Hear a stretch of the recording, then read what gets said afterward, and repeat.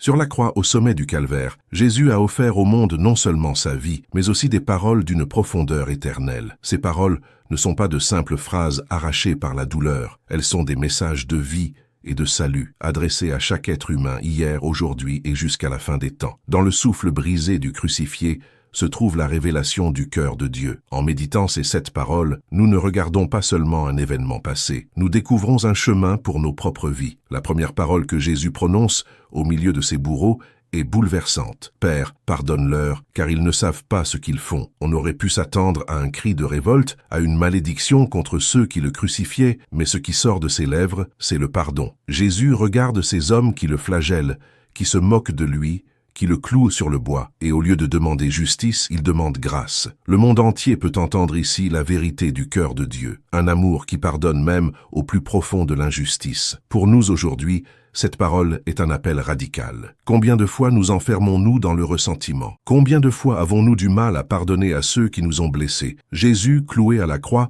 nous montre un autre chemin. Il nous invite à libérer nos cœurs, à ne pas laisser la haine consumer notre âme. Pardonner ne veut pas dire oublier ou approuver le mal, mais refuser que ce mal prenne racine en nous. À travers ce premier cri d'amour, Jésus nous rappelle que le pardon n'est pas une option, mais une clé essentielle de la liberté intérieure. Celui qui pardonne se libère lui-même. Puis, la voix de Jésus s'adresse à un homme crucifié à ses côtés. L'un des malfaiteurs se moque de lui, mais l'autre reconnaît sa faute et tourne ses yeux vers le Sauveur. « Jésus, souviens-toi de moi quand tu viendras dans ton règne. » Et Jésus lui répond, « En vérité, je te le dis, aujourd'hui, tu seras avec moi dans le paradis. » Cette parole est une promesse, une déclaration de grâce. Cet homme n'avait rien à offrir, ni bonnes œuvres, ni service fidèle, ni passé honorable. Il n'avait que sa repentance et sa confiance dans le Christ, et cela a suffi. Par cette parole, Jésus révèle que le salut n'est pas une récompense gagnée par nos efforts, mais un don gratuit reçu par la foi. Cette promesse résonne encore aujourd'hui. Peu importe ton passé, peu importe tes fautes, si tu viens à Jésus avec un cœur sincère, il t'accueille. Personne n'est trop loin pour être sauvé. Cette parole est une source d'espérance pour tous ceux qui se sentent indignes ou perdus. Le ciel n'est pas fermé, il est ouvert à celui qui croit. Alors que Jésus continue de souffrir, son regard se tourne vers ceux qu'il aime. Au pied de la croix, sa mère Marie est là, brisée par la douleur, et près d'elle se tient l'apôtre Jean,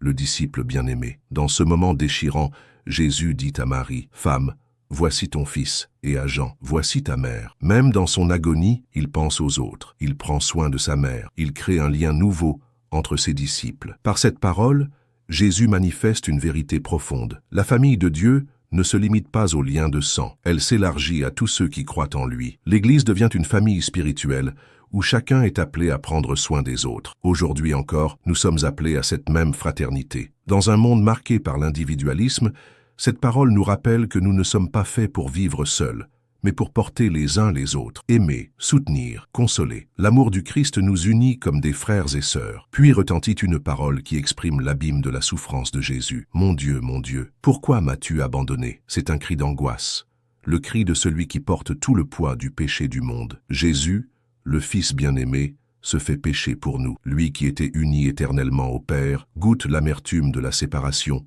le silence de Dieu. Beaucoup d'hommes et de femmes connaissent ce cri. Dans les épreuves, dans les nuits de la foi, il semble parfois que Dieu est absent. Mais Jésus a assumé ce sentiment d'abandon. Il est entré dans la profondeur de notre souffrance pour que nous sachions que même là, nous ne sommes pas seuls. Le silence de Dieu n'est pas son absence. Et même quand nous crions « Pourquoi ?» Dieu est à l'œuvre, mystérieusement. Cette parole de Jésus est une consolation pour tous ceux qui traversent les ténèbres. Ton cri est connu du Christ, et il est avec toi dans la vallée la plus sombre. Un peu plus tard, une parole brève mais saisissante jaillit des lèvres du Sauveur. « J'ai soif ». Derrière ce cri se cache sa véritable humanité. Jésus, vrai Dieu, est aussi vrai homme, et il a connu la fatigue, la faim, la soif. Mais sa soif ne se limite pas à l'eau. C'est une soif spirituelle, une soif des âmes. Il a soif que les hommes reviennent à Dieu. Il a soif de ton amour. Il a soif de la foi de chacun. Cette parole nous touche profondément, car elle révèle que nous ne sommes pas indifférents aux yeux de Jésus. Nos vies comptent, nos cœurs l'intéressent. Aujourd'hui encore, il a soif de ta prière, de ton attention, de ton oui. De notre côté, cette parole nous renvoie aussi à notre propre soif. Combien de fois nous essayons d'étancher notre soif intérieure avec des choses passagères, l'argent, les plaisirs, la reconnaissance, mais rien ne rassasie vraiment. Seul Jésus est l'eau vive qui comble notre soif profonde. Puis vient l'une des déclarations les plus puissantes de toute l'histoire. Tout est accompli. Ce n'est pas un cri de défaite, mais de victoire. Jésus annonce que son œuvre est achevée. Le prix du salut a été payé. La réconciliation entre Dieu et les hommes est rendue possible. Par cette parole, il ferme la porte à la condamnation et ouvre la porte à la grâce. Plus rien n'a besoin d'être ajouté. Le sacrifice est parfait. Aujourd'hui,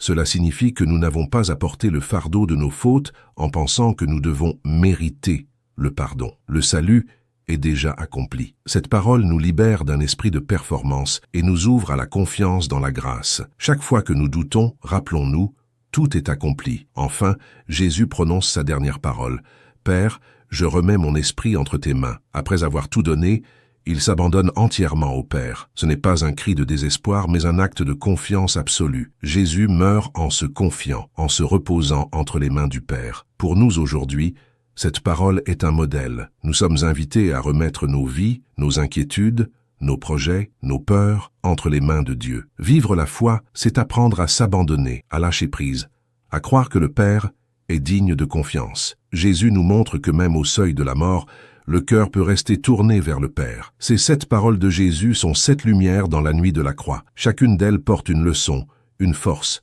une espérance, le pardon qui libère, la grâce qui sauve, l'amour qui prend soin, la foi dans l'épreuve, la soif de Dieu, la victoire de la croix et l'abandon confiant. Ce sont 7 clés pour traverser nos propres croix et marcher dans la lumière du Christ. Quand nous méditons ces paroles, nous découvrons que la croix n'est pas seulement un instrument de mort, mais un trône d'amour. Jésus n'a pas été vaincu, il a triomphé. Et ce triomphe, il nous l'offre aujourd'hui. Peut-être que toi qui écoutes, tu traverses un moment de doute, de souffrance ou de solitude. Rappelle-toi que Jésus a déjà porté tes fardeaux, qu'il a déjà vaincu les ténèbres et qu'il t'invite à entrer dans sa victoire. Alors, laisse ces paroles descendre dans ton cœur. Laisse le pardon guérir tes blessures. Laisse la grâce t'accueillir malgré ton passé. Laisse l'amour de Dieu t'entourer comme une famille. Laisse sa présence réconforter ton cri d'abandon. Laisse Jésus étancher ta soif intérieure. Laisse la victoire de la croix briller sur ta vie. Et remets tout, absolument tout, entre les mains du Père. Ces 7 paroles ne sont pas des échos du passé. Elles sont un appel vivant pour aujourd'hui. Elles résonnent dans nos églises, dans nos foyers,